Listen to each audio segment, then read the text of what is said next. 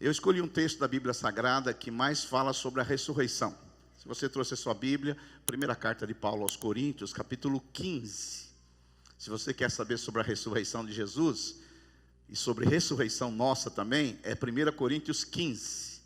É o capítulo da Bíblia que mais fala sobre a profundidade, e ela é exaustiva até, para falar sobre a ressurreição de Jesus. Amém? 1 Coríntios 15, são muitos versículos, são 58 versículos, mas eu quero ler apenas uma meia dúzia deles. 1 Coríntios 15, olha o verso 22. Paulo, ele está escrevendo para os irmãos da igreja de Corinto. Quem nascia em Corinto, ou era coríntios, ou era corintianos. Você não sabia não? Estou inventando não. Quem nasceu em Corinto, você podia chamar de coríntios ou corintianos. Você sabe do que eu estou pensando aqui hoje, né? Aleluia. E aqui, 1 Coríntios, Paulo escrevendo para os corintianos, ele diz assim no versículo 12: ora, se está sendo pregado Cristo ressuscitou dentre os mortos, como alguns de vocês estão dizendo que não existe ressurreição de mortos? A igreja de Corinto, eles aprontavam muitas, não? Se não há ressurreição dos mortos, então nem mesmo Cristo ressuscitou. E se Cristo não ressuscitou, é inútil a pregação, como também é inútil a fé que nós temos nele.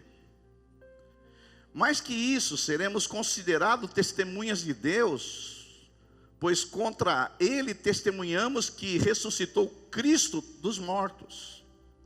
Mas se de fato os mortos não ressuscitam, ele também não ressuscitou Cristo.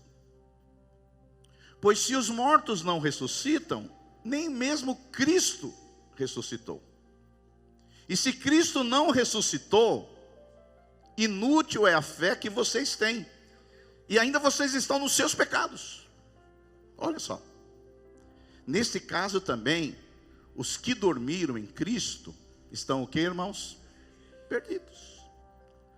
Se é somente para esta vida que nós temos esperança em Cristo, dentre todos os homens, nós somos os mais miseráveis e infelizes e dignos de compaixão. Mas de fato, Cristo ressuscitou. Cristo ressuscitou dentre os mortos, sendo a primícia, o primeiro daqueles que já dormiram, aqueles que já morreram em Cristo. Visto que a morte veio por meio de um só homem, também a ressurreição dos mortos veio por meio de um só homem. Pois da mesma forma como em Adão todos morrem, em Cristo todos serão vivificados. Diga glória a Deus. Eu nessa manhã de ceia, de ressurreição, eu quero falar com vocês sobre 4 benefícios produzidos pela ressurreição de Jesus. 4 benefícios que a ressurreição de Jesus nos trouxe. Hoje a igreja do Ocidente, ela celebra que Cristo ressuscitou. Essa é a mensagem do Evangelho. Cristo morreu pelos nossos pecados, ressuscitou, foi assunto aos céus, está à direita do Pai, está sobre todo nome. Aleluia, diga um glória a Deus. A ressurreição é o fundamento da fé cristã. Sem ressurreição não há perdão, sem ressurreição não há fundamento de fé, sem ressurreição todos nós estaríamos em nossos pecados, sem ressurreição todos nós estaríamos perdidos. A ressurreição é a doutrina central do cristianismo. A ressurreição de Cristo é a base da nossa fé. Quantos podem dizer um glória a Deus aí? Aí Paulo está escrevendo agora para a igreja dos Coríntios, e a igreja dos irmãos Coríntios, você sabe que essa igreja aprontava todas, né? Sem novidade. Essa igreja aprontava todas. Você já sabe que essa igreja aqui, eles comiam carne sacrificada a ídolos, seria o frango de macumba hoje. Essa igreja, no dia da ceia, uns caras ficavam bêbados. Você já pensou, você vem aqui na igreja e sai, toma um santo porre aqui na igreja, sai bêbado aqui da igreja? Essa igreja, uns comiam muito, outros não comiam. Nessa igreja aqui, havia imoralidade. Essa igreja tinha um monte de problema. Eu sei que se fala muito desses problemas, mas o maior problema da igreja de Corinto é que eles achavam que não havia ressurreição. Para vocês entenderem, a igreja de Corinto, eles estavam sendo influenciados pela cultura grega. Você sabe que os gregos, eles influenciaram muito o mundo filosoficamente, e nessa época havia os estoicos, havia muita corrente de filosofia grega, e na filosofia grega, eles não acreditavam na ressurreição do corpo. Para um grego, o grego, ele acreditava na imortalidade da alma, como nós acreditamos que a alma é imortal, ela nunca morre, mas os gregos não acreditavam que o corpo um dia vai ressuscitar. Por isso que para eles o espírito é muito bom para a cultura grega, mas a matéria, o corpo é essencialmente má. Eles acreditavam que o corpo era muito ruim. Então os gregos, eles se inclinavam para o quê? Para o ascetismo e para o hedonismo. Vou explicando para você. O ascetismo é que eles mutilavam, dizendo que esse corpo é matéria, o corpo é muito ruim, esse corpo aqui não é digno de nada. Então eles viviam uma vida ascética, de separação. Ou os liberais iam para o hedonismo. O que é o hedonismo? Buscavam o prazer. Por quê? Toda imoralidade era aceita no corpo, porque o corpo não influencia a alma e nem o espírito. Então a filosofia grega caminhava para isso. Olha, comamos e bebamos, porque amanhã vamos morrer, vamos usufruir, vamos viver do bom e melhor, vamos cair aí na vida. E quando Paulo pregou sobre não apenas a imortalidade da alma, que nós acreditamos, como os gregos acreditavam, mas Paulo pregou que o nosso corpo será ressuscitado. E aí esse pessoal, influenciado pela cultura grega ali, lá em Atos 17:32, eles acharam que Paulo estava maluco. Olha só, Atos 17:32, Paulo lá em Atenas, pregando para os atenienses. Você sabe que eles eram profundos na filosofia. Quando eles ouviram sobre a ressurreição dos mortos, porque nós acreditamos na imortalidade da alma e na ressurreição dos mortos, sim ou não? Alguns deles, sabe o que fizeram? Você está comigo aí ou não? Eles zombaram. Você acredita que essa matéria ruim, o corpo, que é muito mal, matéria, vai ressuscitar? Eles zombaram de Paulo. E outros, assim, mais educadamente, falaram assim: olha, a esse respeito nós ouviremos outra vez. Esses são os mais educados. Os outros zombaram, né? Então a igreja de Corinto, infelizmente, estava sendo influenciada pela cultura e pela filosofia grega, de modo que eles não estavam acreditando mais em ressurreição. Eles acreditavam que a alma é imortal, mas que o nosso corpo não seria ressuscitado. E Paulo escreve essa carta, e o capítulo 15, ele só fala sobre a ressurreição de Cristo e sobre a nossa ressurreição, porque um dia você também vai ressuscitar.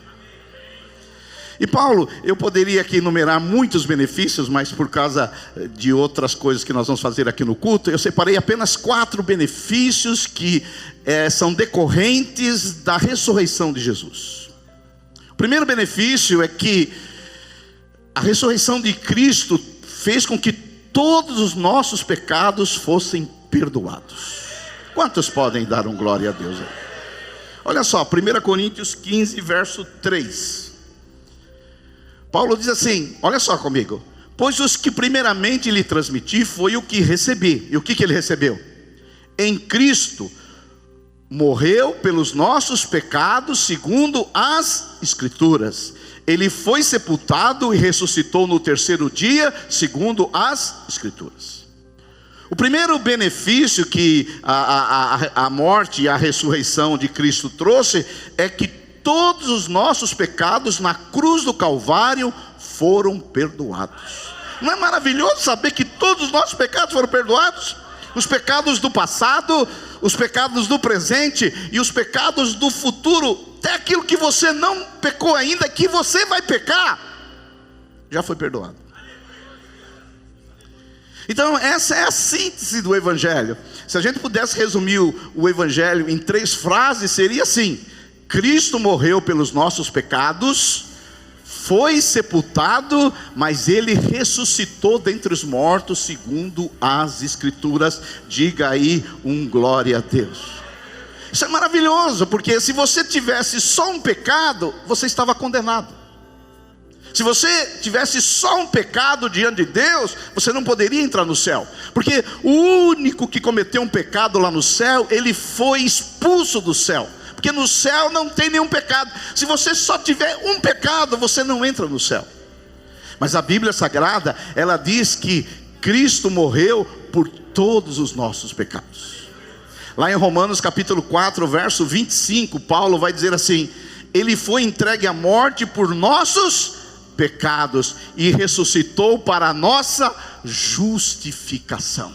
Ou seja, Cristo morreu pelos nossos pecados e ressuscitou para que nós fôssemos absolvidos, para que nós não fôssemos condenados, e Deus chancelou sobre nós a justificação, de modo que nós somos justificados pela fé. Por isso que em Romanos capítulo 5, verso 1 vai dizer assim: tendo sido justificados pela fé, nós temos paz com Deus. Nós temos o que com Deus? Paz. Você não está em guerra contra Deus. De vez em quando eu ouço alguns irmãos aí de algumas igrejas: eu estou em luta com Deus. Eu falei: então você está com um problema, filho, porque se você está em luta com Deus, você está com um grande problema. Eu não estou em luta com Deus, não. Eu estou em paz. Alguém aí está em paz com Deus também? Eu estou em paz. Eu estou em paz com Deus. E eu vou estar em luta com Deus?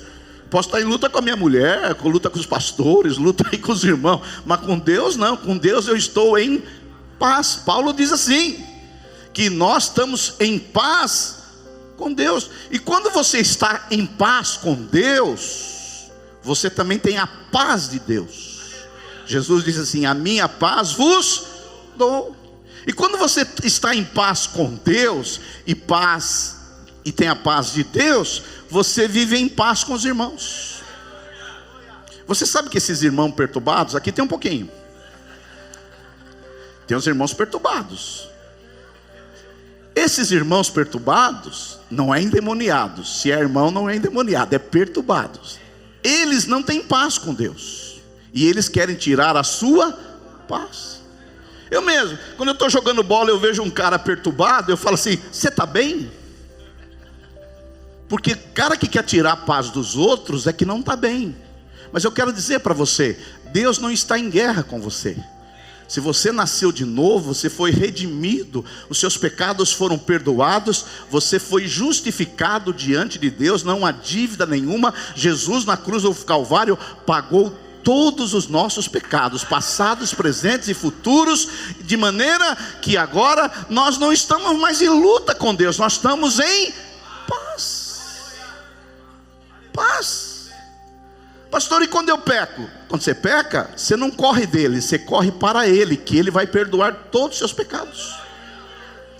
Isaías disse isso lá 700 anos antes de Cristo. Olha só, Isaías 53, 5, ele diz assim, se referindo a Jesus, o Messias: mas ele foi traspassado por causa das nossas transgressões, e ele foi esmagado por causa das nossas iniquidades. O castigo que nos trouxe a paz estava sobre quem? Sobre Jesus, e pelas suas feridas nós fomos curados. Não é maravilhoso saber que por causa da ressurreição de Jesus, todos os nossos pecados foram perdoados? E lá 1 Coríntios capítulo 6, verso 11, diz assim: aquele que não conheceu o pecado, Jesus, se fez pecado por nós, para que nele fôssemos feitos justiça de Deus. Deus hoje, quando olha para você, fala: você é a minha justiça. Cristo está em você, você é a minha justiça. Por isso que o crente nascido de novo, no dia do juízo, ele não vai ser julgado pelos pecados. Por quê? Cristo já pagou seus pecados. Ele vai ser julgado no tocante à recompensa, a galardão, a premiação. Mas quanto a pecado, não. Pecados já foram todos os pagos na cruz do Calvário. Diga aí glória a Deus. Fala para o seu vizinho: todos os seus pecados foram pagos através da morte e da ressurreição de Jesus. Aleluia. O segundo benefício que a morte de Cristo e sobretudo a sua ressurreição nos trouxe é que quem crê em Cristo e nasceu de novo, ele tem uma fé fundamentada e consistente. Paulo, porque os coríntios estavam lá achando que não havia ressurreição. E Paulo, ele diz assim, olha, 1 Coríntios 15, 17: e se Cristo não ressuscitou, como vocês estão aí acreditando, inútil é a fé que vocês têm. Se Cristo não ressuscitou, a fé é inútil, e vocês ainda estão nos seus pecados. E se você está no seu pecado, você vai ser condenado, filho. 1 Coríntios 15, 18, Paulo disse assim: nesse caso também, os que dormiram, os que morreram em Cristo, estão o quê? Perdidos. Por quê? Se Cristo não morreu e não ressuscitou, os nossos pecados não foram perdoados. Os que morreram em pecado estão o quê? Perdidos. Isso aqui é um hipotético dedutivo, é uma lógica. Quantos entendem que eu estou falando? Dá glória a Deus aí, bem legal. Agora, a nossa fé, Paulo está dizendo, a nossa fé não é baseada em filosofia grega. A nossa fé é baseada na escritura sagrada. A nossa base de fé é a Bíblia. A nossa base de fé é o nosso fundamento, é aquilo que Deus diz. Nós somos o que a Bíblia diz que nós somos, não o que a tradição e os outros dizem o que nós somos. Agora, se você é crente, nascido de novo e segue uma teologia bíblica, a sua fé, ela está bem fundamentada. Sexta-feira, que dizem que é sexta-feira santa, eu pessoalmente não acredito em sexta-feira santa. Se tem um dia que é para ser santo, é o domingo, porque Jesus ressuscitou, e a Bíblia diz que é o dia do Senhor. Eu acho que o domingo a gente deveria se reservar para Deus. Eu acho, domingo é um dia santo. Agora sexta-feira eu não acho que é santa, não é? E eu fui para o clube onde eu faço condicionamento, que para ter um corpinho desse aqui, filho, não é fácil não, tem que correr. E eu cheguei lá, não tinha ninguém, tinha 3 caras só. E eles jogam bola o dia que eu fui. Eu não fui para jogar bola, mas eles estavam lá, 3 caras lá. Eu falei: não vai ter jogo hoje não? Ele falou: pastor, mas hoje, sexta-feira santa, ter jogo? Os caras não vieram, pastor. Por quê? Um dia vai jogar bola hoje aí, é capaz do cara quebrar a perna, torcer o joelho, machucar. Mas falei: por quê? Ele falou: porque hoje é um dia sagrado.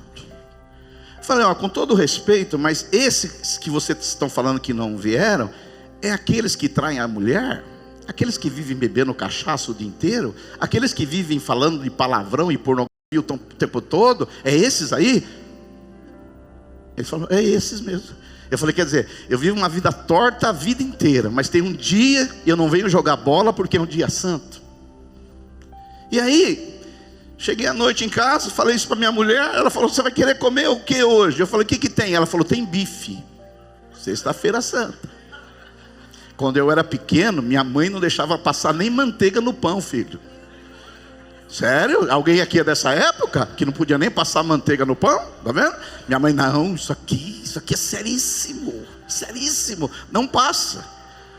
Mas aí eu tentei pesquisar por que não pode comer carne, mas pode comer peixe. Então você vê que não é uma fé consistente, uma fé lógica. Eu pesquisei, mas não encontrei nada.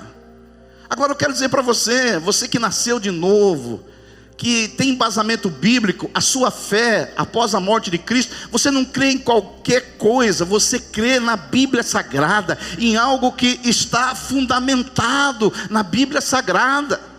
E Paulo vai dizer assim, em 1 Coríntios 15:3, pois que primeiramente lhe transmiti o que receber, que Cristo morreu pelos nossos pecados, não porque o Papa disse, não porque alguém disse, não porque a tradição disse, mas Cristo morreu pelos nossos pecados, segundo as Escrituras. A nossa base de regra e de fé são as Escrituras sagradas, a Bíblia, a palavra de Deus, o que o Espírito Santo inspirou. Então, um dos benefícios da morte de Cristo é que nós temos uma fé consistente, uma fé consciente, uma fé racional, uma fé lógica, uma fé fundamentada na Bíblia sagrada. Aleluia! Então, a nossa fé, ela é baseada em quê? Na Bíblia sagrada, é uma regra de fé. Aleluia, quantos podem dizer um glória a Deus aí, aleluia, aleluia. Então a nossa fé, ela é consistente.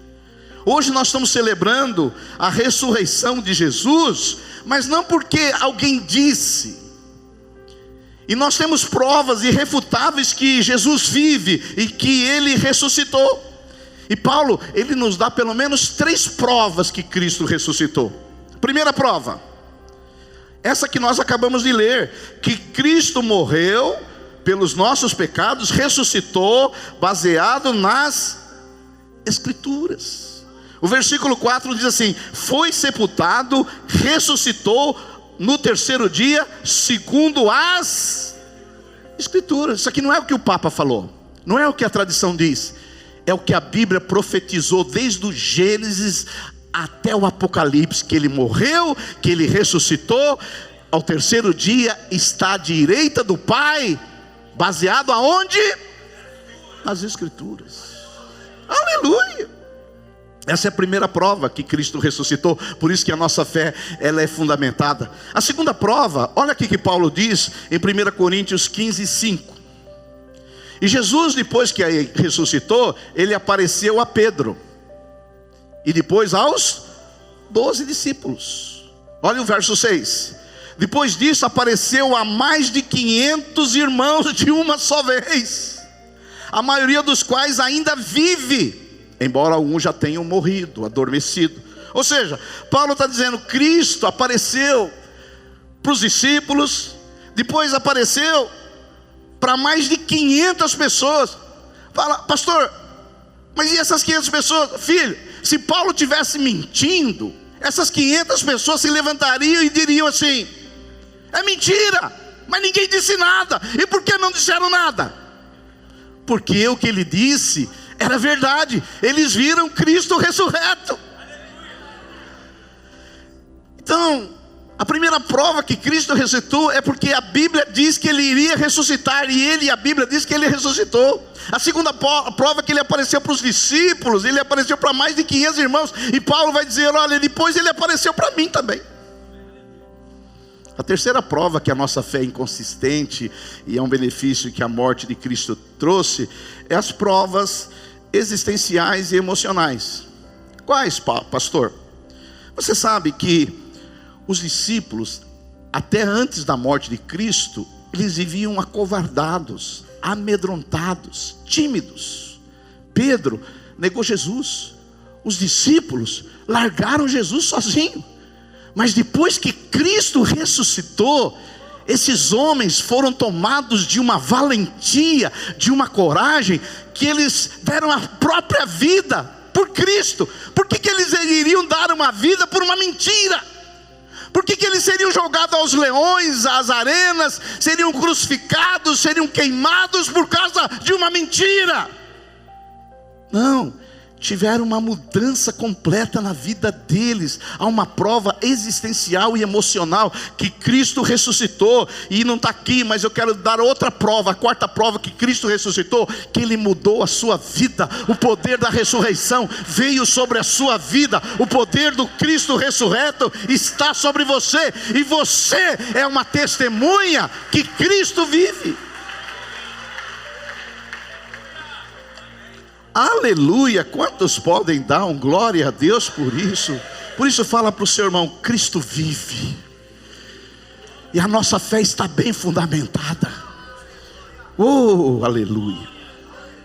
terceiro benefício que decorrente da ressurreição de Jesus é que os que morreram em Cristo estão vivos, ressuscitaram. Olha só, 1 Coríntios capítulo 15, verso 52. Paulo, falando sobre a ressurreição de Cristo e sobre a nossa ressurreição, ele diz assim: no momento, num abrir e fechar de olhos, o som da última trombeta. Se você ler o livro de Apocalipse, a última trombeta é a sétima. Pois a trombeta soará, os mortos ressuscitarão incorruptíveis, e nós seremos transformados. O terceiro benefício da ressurreição de Cristo, que a morte agora ela é vista com uma outra perspectiva para aquele que crê na ressurreição. Você crê na ressurreição? A morte já não é mais um sinal de desespero, a morte já não é um fim, a morte não tem a última palavra, porque se Cristo ressuscitou, os que morreram em Cristo também ressuscitarão, e os que estiverem vivos serão transformados. É maravilhoso isso, saber que eu não vou viver apenas 100 anos, 120 anos. Saber que agora que você está em Cristo, assim como Ele ressuscitou ao terceiro dia, quando você fechar os seus olhos, você também ressuscitará. Por isso eu falo para o seu irmão: tenha paciência, que você vai ter que me aguentar a vida inteira, filho. É a vida inteira. Nós vamos viver para sempre. Por que você fica brigando aí à toa? A Bíblia diz que na segunda vinda de Cristo, os mortos ressuscitarão. Deixa eu dar um adendo aqui, agora entrar no culto de doutrina. Deixa eu falar para você. A igreja cristã acredita que aquelas pessoas que morreram em Cristo não estão num sono, como dizem os adventistas. Os adventistas dizem o seguinte: você morreu, a sua alma e o seu corpo estão no sono, e um dia, quando Cristo voltar, vai ressuscitar. Nós não cremos assim, nós somos uma igreja cristã. O que acredita os cristãos? Que quem morre em Cristo hoje, o seu corpo vai para o túmulo, mas a sua alma e o seu espírito vão para Deus. Eles estão lá na igreja triunfante, estão gozando da alegria com Cristo. Foi o que Jesus disse para o ladrão da cruz, o da direita: hoje estarás comigo no paraíso. Nós não acreditamos no sono da alma, esse negócio que a pessoa morre e fica dormindo. Nós acreditamos por causa do nosso corpo, ele vai ser ressuscitado um dia, mas a nossa alma, aquelas pessoas que morreram, a nossa alma vai para estar com Deus. As pessoas que morreram em Cristo hoje estão degustando, desfrutando das delícias de Cristo. E quando Cristo voltar, essas pessoas estão ainda num estado incompleto, porque elas estão no estado de alma, mas o seu corpo ainda não ressuscitou, que na teologia chama-se o estado intermediário. Mas quando Cristo voltar, o seu corpo ressuscitará, e aí ele vai ser um ser completo, corpo, alma e espírito, com corpo glorificado igual ao de Jesus. Quantos entendem que eu estou falando? Dá um glória a Deus aí. Esses dias me perguntaram: pastor, esses dias eu fui fazer uma exumação. Exumação é quando você vai lá no cemitério e pega os ossos para colocar num determinado lugar. Esses ossos, eles serão ressuscitados? Falei: olha, presta atenção. Na nossa ressurreição, que um dia você vai, se você morrer, você vai ressuscitar. Agora, se Cristo voltar antes de você morrer, você vai ser transformado. Nós vamos encontrar com o Senhor nos ares. Agora, se você morrer, por exemplo, se Jesus não voltar nos próximos 100 anos e você morrer, o que vai acontecer? Cristo vem com os seus remidos, e aí aquilo que sobrou do seu corpo, aquilo vai ressuscitar. Mas vai ressuscitar agora com um corpo igual ao de Cristo. Aí você vai ter um corpo igual ao de Jesus, um corpo glorificado. Pastor Honório, não haverá dor de coluna? Eu estou com um probleminha de joelho, sem problema de joelho. Você tem dor aonde? Não vai ter mais dor, porque você vai ter um corpo perfeito. E nós estávamos conversando antes de começar o culto aqui, que essa questão de ter um corpo glorificado na ressurreição é muito importante, porque tem coisas que vão continuar e tem coisas que vão descontinuar. Por exemplo, Jesus, ele não tinha o mesmo corpo que ele tinha antes, ou seja, agora ele tem um corpo glorificado, e Jesus uma hora estava na Galiléia, outra hora estava em Jerusalém, o corpo dele ia para todo canto, não era mais aquele corpo que ele tinha antes, limitado, que ficava cansado, com sede. Então, tem coisas que não continuou, Jesus já não tinha mais aquele mesmo corpo, mas tem coisas que continuaram. Por exemplo, por que os discípulos, eles reconheceram Jesus quando ele ressuscitou? Porque Jesus tinha a mesma aparência. E aí um dia um irmão perguntou para mim assim: pastor, quando eu ressuscitar, eu vou ressuscitar parecendo um jovem, um adolescente, um adulto, um velho? Eu falei: olha, eu não sei, a Bíblia não diz, mas eu espero que você seja, aparenta jovem. Pastor Aloísio, brincando esses dias, fizeram essa pergunta para ele. Ele falou assim: vocês nunca ouviram aquele corinho Forever Young? Forever Young, para quem não sabe, é aquele corinho jovem. Corinho não, é uma música que não é corinho. Jovem, jovem para sempre. Eu não sei qual é o corpo que você vai aparentar, mas uma coisa eu tenho certeza que a Bíblia diz: você vai ser semelhante a Ele, tal como Ele é, você terá um corpo glorificado para a glória de Deus. Quantos podem dizer glória a Deus? Então esse encontro vai ser glorioso e vai ser repentino. Jesus vem e nós teremos um corpo transformado para a glória de Deus. Por isso que Paulo, ele vai dizer aí em 1 Coríntios capítulo 15, verso 52, no momento, num abrir e fechar de olhos, ao som da última trombeta, pois a trombeta soará, os mortos ressuscitarão incorruptíveis, e nós seremos transformados. Aleluia! E a morte foi vencida na cruz, legalmente, mas experimentalmente ela não foi. Por isso que nesse dia, Paulo vai dizer assim, que na segunda vinda de Cristo, a morte será finalmente vencida. E lá em 1 Coríntios 15, 55, ele faz a seguinte pergunta: onde está, ó morte, a tua vitória? Onde está, ó morte, o teu aguilhão? E ele afirma: tragada foi a morte pela vitória. Graças a Deus que nos dá a vitória por intermédio de nosso Senhor Jesus Cristo. Dê um glória a Deus aí.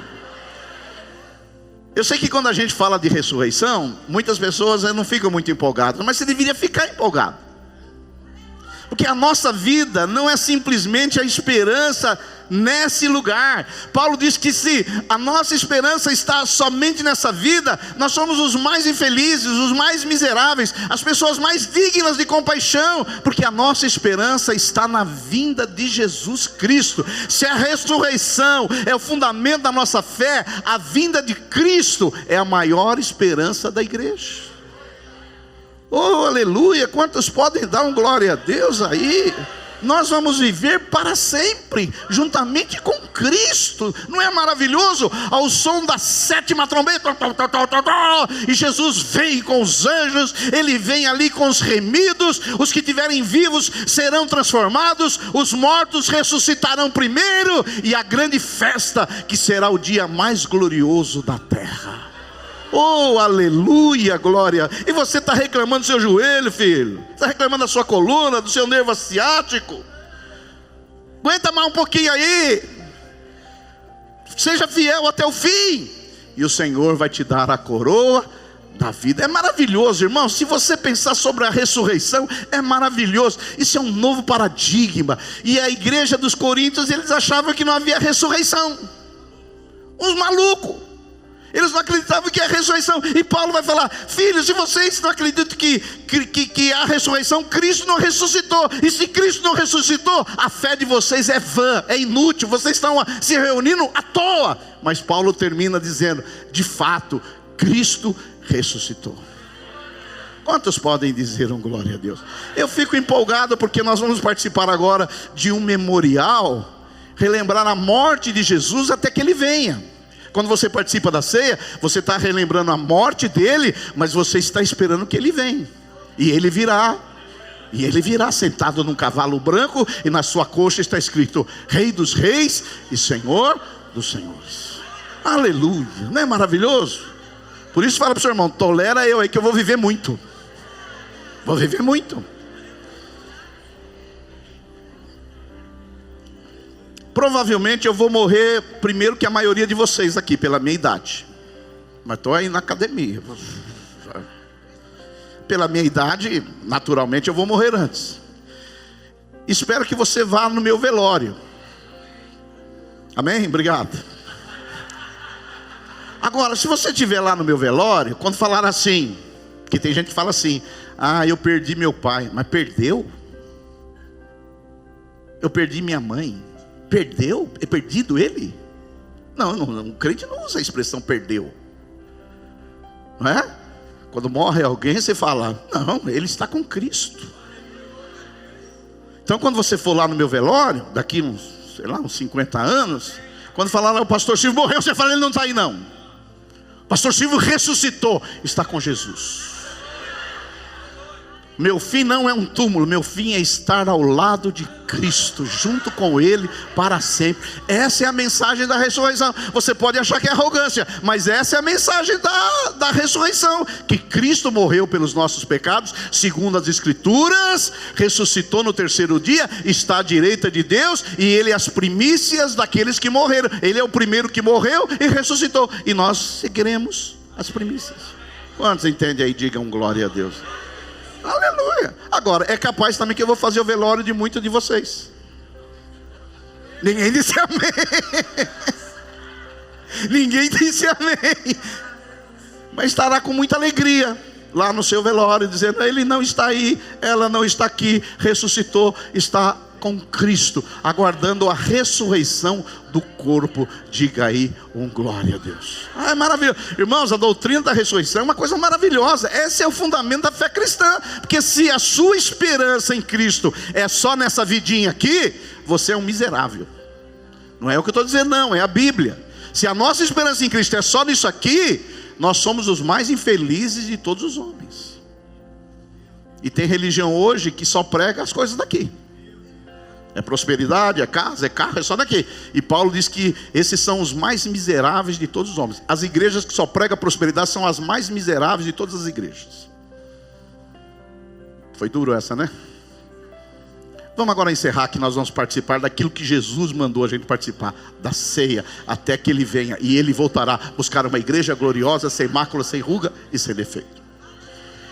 O quarto benefício produzido pela ressurreição de Jesus é que agora nós recebemos o poder da ressurreição para pregar o evangelho e enfrentar o sofrimento. Paulo diz assim, Filipenses capítulo 3, verso 10: quero conhecer a Cristo e o poder da sua ressurreição. O poder da ressurreição de Cristo que regenerou você. Você estava o quê? Morto nos seus delitos e pecados, mas um dia o poder da ressurreição de Cristo operou em você. O poder da ressurreição e a participação em seus sofrimentos, tornando-me como Ele em sua morte, para que de alguma forma eu alcançar a ressurreição dentre os mortos. O quarto e o último benefício que eu quero falar para vocês é que o benefício da ressurreição de Jesus Cristo, Ele nos deu um poder da ressurreição em nossas vidas. Você agora tem o poder do Cristo ressurreto em você. Diga aí para o seu vizinho: você tem o poder do Cristo ressurreto em você. E quem tem tem o poder do Cristo ressurreto nele, ele entende que ele teve essa experiência, ele estava morto em seus delitos e pecados, e o poder do Cristo ressurreto veio e operou nele o novo nascimento. De modo que agora ele tem vida, ele tem a vida de Deus, ele tem a unção de Deus, ele tem o Espírito Santo, e ele fica olhando para as pessoas que não têm. Porque nessa vida, ou você está cheio do Espírito, ou você está cheio de si mesmo, ou você está cheio de demônio, não tem quarta alternativa.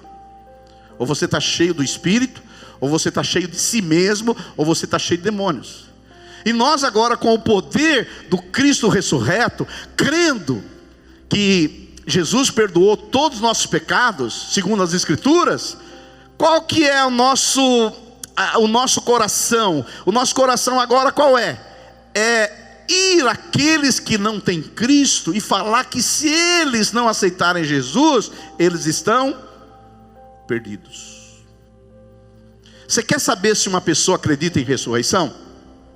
É se ela evangeliza.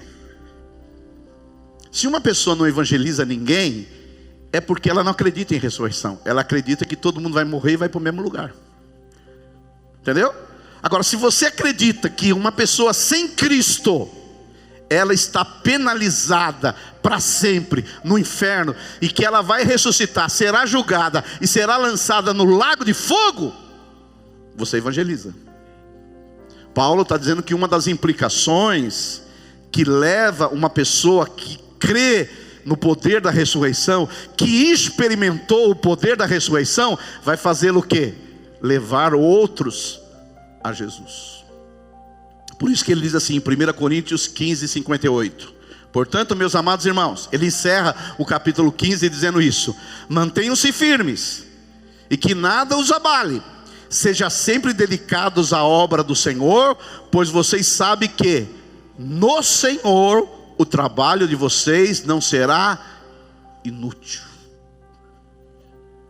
Ah, pastor, mas tem gente que parece que foi inútil. Tem gente que eu levei para o encontro, tem gente que eu levei na minha célula, tem gente que eu evangelizei.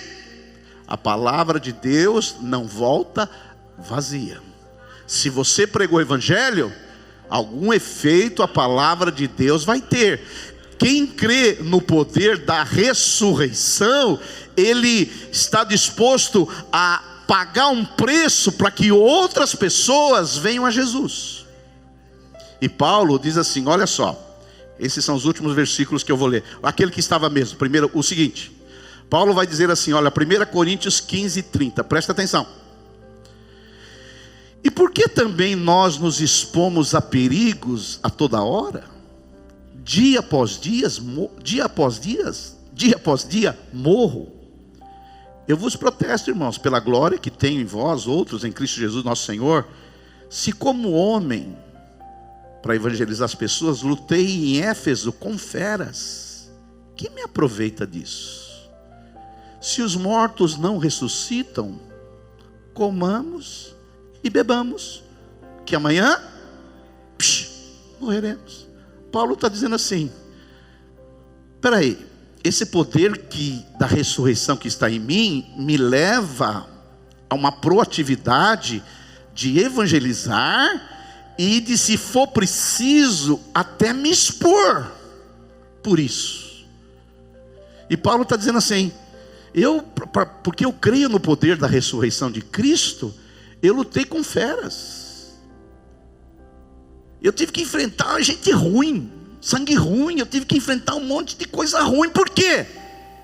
Porque eu creio que aquelas pessoas que não têm Cristo, se elas morrerem, elas serão penalizadas e estarão perdidas para sempre. É por isso que eu me expus, porque eu creio no poder da ressurreição, que alguns vão ressuscitar para a vida eterna, e outros vão ressuscitar para a vergonha e para o sofrimento eterno. Por isso que eu me expus a isto, porque se não houver ressurreição, vamos ser como os gregos, vamos viver no prazer, vamos ser um hedonista, vamos viver agora apenas para farra. Paulo falou assim, não existe a ressurreição, comamos e bebamos. Agora, por que eu me expus tanto a minha vida? porque eu creio no poder da ressurreição. Nós vamos começar uma campanha aqui, quarta-feira. Para quem está chegando na igreja, é a nossa primeira campanha de oração e jejum. Vou falar para você, irmão. Quem crê que as pessoas que você ama, que ainda não tem Jesus, estão perdidas, ele vai orar e vai jejuar para essas pessoas. Paulo, ele se expôs a feras, a perseguições.